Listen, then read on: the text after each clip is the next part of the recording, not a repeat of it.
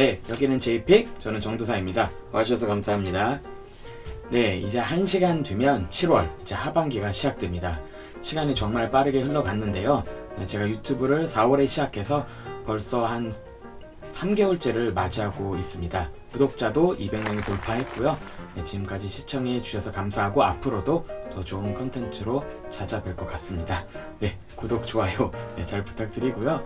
오늘은 오랜만에 이 앵글로 여러분을 찾아뵙습니다. 제가 초반에 이 앵글로 찍었는데요. 그럴 때마다 뒤에 있는 책장을 한번 소개하는 게 어떠냐라고 제안하신 분들이 있었습니다. 그래서 오늘은 뒤에 있는 책장을 부분적으로 소개할 텐데요.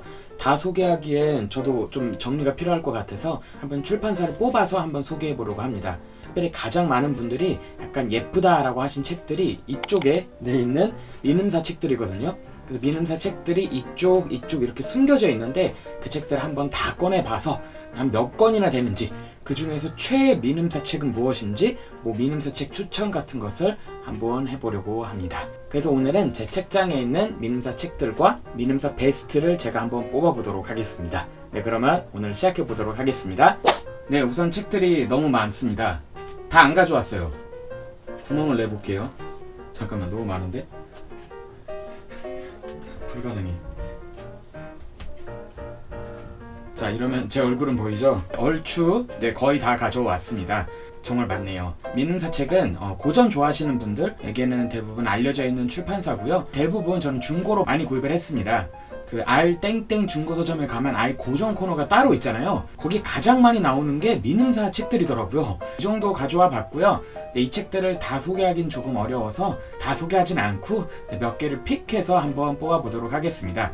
우선 보시면 알겠지만 색깔이 좋습니다. 특별히 고전류가 쭉 아마 있을 거예요. 네, 이렇게 이제 고전류잖아요. 이렇게 색상들이 다채롭게 되어 있고요. 판형이 같습니다. 그래서 약간 판형이 비슷해서 이렇게 모으고 한쪽에 쌓아놓으면 예쁩니다. 책을 물론 다 읽으면 좋지만 저도 여기 있는 책들, 안 읽은 책들이 좀 있고요. 그리고 꽂았을 때 예쁜 책들도 중요한데 민음사는 그런 의미에서 한 권일 때도 깔끔하고 예쁘지만 모아놨을 때 이렇게 색이 다채롭다는 특징 때문에 저도 모으기 시작했고 많이들 모으고 계시는 것 같습니다. 그리고 판형이 좀 특이해요. 판형이 좀 길쭉하다고 해야 될까? 그래서 이 판형에 또 한번 맛들리신 분들, 이게 대중교통에서 이렇게 편하거든요. 이렇게 펴서 읽으면 넘기기도 좀 편하고, 판형이 가로가 긴 경우에는 책이 좀 나풀나풀 거린다 해야 될까? 그것 때문에 조금 힘든데, 이제 민음사 판형은 들고 다니면서 읽긴 좀 편합니다. 대신 독서대에 가끔 놓으면 이렇게 휘리릭 넘겨지기도 하는데요. 이쪽은 약간 얇게 나온 버전들이나 특별판, 그리고 현대 소설 같은 경우, 국내 소설 같은 경우도 최근에 읽게 되었고요. 그리고 세계 시인선이라고 해서 시집들도 나오고 있습니다. 고전을 좋아하시는 분들이 민음사를 좋아하시고요. 그래서 이쪽에 익숙한 판형들, 그 다음에 현대문학 같은 거, 그리고 한 2년 전에 유명해졌던 이제 82년생 김지영도 민음사에서 나온 책입니다.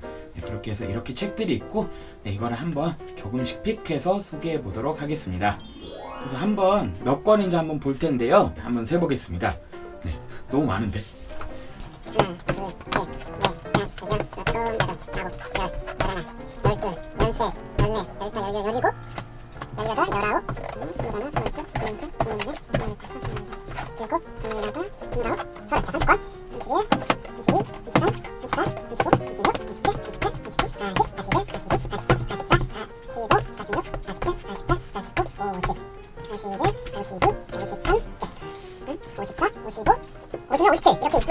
저기 시인선들 이런 거 합치면 한 60권, 70권, 한 70권 정도 될 것 같습니다. 정리해보고 민음사에서 제가 고르는 몇 권의 책들을 설명해 보도록 하겠습니다. 네, 한번 좀 추려봤습니다. 나머지는 다시 꽂고 좀 분류를 했는데요.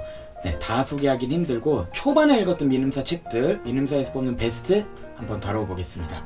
우선 이쪽에 있는 아이들이 제가 초반에 읽었던 책들입니다. 그래서 보시면 이제 제 취향이 나오긴 하는데요. 기본적으로 헤르만 헤세의 책을 제가 무척 좋아합니다. 여기 말고도 다른 출판사에서 나온 헤르만 헤세의 책이든지 이북으로도 좀 많이 구입을 해놨는데요. 처음에 읽었던 거는 당연히 유명한 데미안. 데미안 읽고 이 저자 잘 모르겠다, 왜 사람들이 헤세 하는지 잘 모르겠다, 그래서 읽은 게 이제 나르치스와 골드문트입니다. 헤세가 항상 그려내는 이성과 자연의 충돌이라고 해야 될까? 독일 시골의 모습들을 여기서 많이 느꼈고요. 저는 데미안보다 다른 헤세 작품들을 더 좋아하는 것 같습니다. 그다음에 수레바퀴 아래서. 이 책은 헤세의 가장 자전적 책으로도 알려져 있는데요. 종교 이성을 강조한 당시 독일 사회에 대한 비판을 자서전적으로 했다고도 많이 알려져 있고요. 얇기 때문에 저는 데미안보다 이 책을 헤세 처음 만나시는 분들한테는 추천하곤 합니다. 얇은 게 우선 좋더라고요. 네, 색도 되게 예쁘게 잘 나왔고요. 헤세는 항상 좋아하고 꾸준히 읽고 있고요. 그 다음에 폭풍의 언덕. 제가 읽었던 사랑 이야기들, 제가 처음으로 읽었던 고전 중에 하나가 젊은 베르테르의 슬픔이었거든요. 그거 읽고 정말 한 몇 개월은 우울해하고 약간 짝사랑하는 것 같은 힘든 것을 느꼈었는데 이 책은 더했습니다. 이 책의 마지막에 히스클리프의 그런 모습들은 정말 저에게 사랑의 약간 그런 낭만주의적 요소, 절망적인 모습을 그려내는 잔성으로 남을 만큼 재밌게 읽었던 책이고요. 격정의 소설 하면 제가 손꼽는 책 중에 하나가 폭풍의 언덕, 에밀리 브론트의 폭풍의 언덕이라는 책입니다. 두껍지만 생각보다 술술 읽히고요. 배경 묘사든지 날씨 묘사들이 너무 뛰어났기 때문에 그때 정말 금방 읽었던 기억이 납니다. 그래서 에밀리 브론트를 좋아하시거나 그런 이제 격정적 사랑, 부부의 세계 같은 거 좋아하셨으면 여기에 더 강한 매운맛이 있습니다. 제가 한때 빠졌던 게 러시아 문학들이거든요. 톨스토이의 부활, 도스토옙스키의 죄와 벌. 이 두 책을 시작으로 해서 러시아 문학들을 조금씩 모으면서 다른 출판사에서 나온 책들도 보게 됐고요. 안톤 체호프나 아니면 니콜라이 고골 같은 사람들까지도 빠지게 됐습니다. 저는 약간 로맨스, 약간 기분 좋게 만드는 소설보다는 절망하고 우울하고 진지한 소설을 좋아했었거든요. 지금도 좀 좋아하는데 누군가 그때 저에게 그러면 러시아 소설 한번 읽어봐라 했기 때문에 시작한 게 이 두 시리즈입니다. 안나 카레니나든지 도전했지만 실패했고요. 카라바조프가의 형제들 같은 거는 독서 모임을 하면서 같이 읽었었는데요. 정말 러시아 문학은 쉽게 권하지 못합니다. 너무 두껍고 심리 묘사에 빠져들다가는 감정의 소용돌이에 빠지기 때문에 쉽게 권하지는 않지만 난 인물의 감정 묘사, 죄책감, 종교, 구원이라는 주제에 관심이 많다면 러시아 문학이 저는 그런 부분에서 가장 적절한 책이지 않을까 생각이 듭니다. 정말 추억의 책이네요. 그래서 보면은 정말 많은 부분 제가 이렇게 접어둔 표현들도 있고요. 그래서 이런 책들은 근데 솔직히 좀 두껍잖아요. 그래서 저는 도스토옙스키나 톨스토이를 좋아하지만 너무 이렇게 유명한 책으로 바로 가지 말고 단권으로 되어 있는 책들이 있어요. 그래서 톨스토이 같은 경우에는 이반 일리치의 죽음이라는 책이든지, 그리고 도스토옙스키 같은 경우는 지하로부터의 숙이라는 책이 있거든요. 단권이에요, 둘 다. 그래서 단권으로 읽을 때 톨스토이나 도스토옙스키의 작품 세계를 좀 더 쉽게 알기 때문에 이 책들을 도전하셔도 좋지만 너무 두껍고 힘들 것 같다, 나는 호흡이 그렇게 길지 않다 하면은 아까 말했던 지하로부터의 숙이, 이반 일리치의 죽음을 읽으면 좀 더 작품 세계에 이해하는 데 도움이 될 것 같습니다. 옛날에 읽었던 책들을 한번 소개했고요. 로맨스 하면 떠오르는 책은 브람스를 좋아하세요. 이 책도 얇고요. 약간 프랑스적인 로맨스, 물론은 대표적인 책 같습니다. 최근에 또 읽기 시작했지만 아직 언제 다 읽을지 모르는 1, 2권으로 되어 있거든요. 괴테의 이탈리아 기행입니다. 유럽 여행을 가실 분이거나 다녀오신 분이 한번 읽으시면 좋은 책이고요. 독일 사람 괴테가 얼마나 이탈리아를 칭송하고 좋아했는지, 이탈리아를 정말 사랑한 독일 작가의 작품으로 여행 기록으로 보시면 이것도 흥미롭습니다. 저는 이제 막 시작해서 다 읽고 한번 리뷰하지 않을까 생각이 듭니다. 그러면 이제 민음사에서 제가 뽑은 베스트 3권을 한번 다뤄보도록 하겠습니다.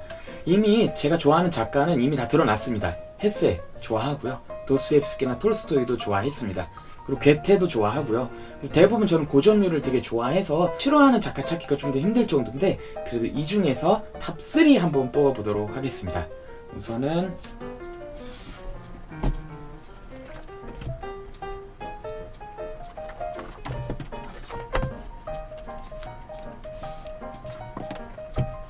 첫 번째 책은 바로 수레바퀴 아래서, 헤세의 책입니다.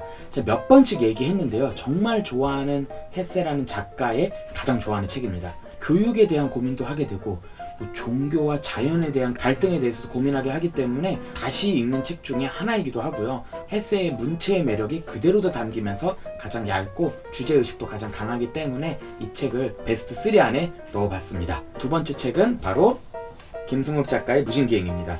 이게 동네 책방 시리즈로 알고 있기 때문에 아마 이젠 못 구하실 거고요. 이 시리즈는 쏜살문고라고 해가지고 이런 고전류의 시리즈를 좀 더 짧게 단편만 뽑아내서 이렇게 예쁘게 나오는 시리즈를 쏜살문고라고 하는데요. 이게 거의 초기 시리즈 중에 하나입니다. 동네 책방 스페셜 에디션이라 그래서 구하게 됐고요. 저자 강연이 있었습니다. 근데 김승욱 작가는 정말 나이가 많으시고 한국 문학의 약간 대부 중에 한 분이신데, 그분을 만난다 그래가지고 부지런히 갔었는데요. 그때 네, 이렇게 사인도 받았었습니다. 제가 한국 문학을 좀 많이 안 읽었었거든요.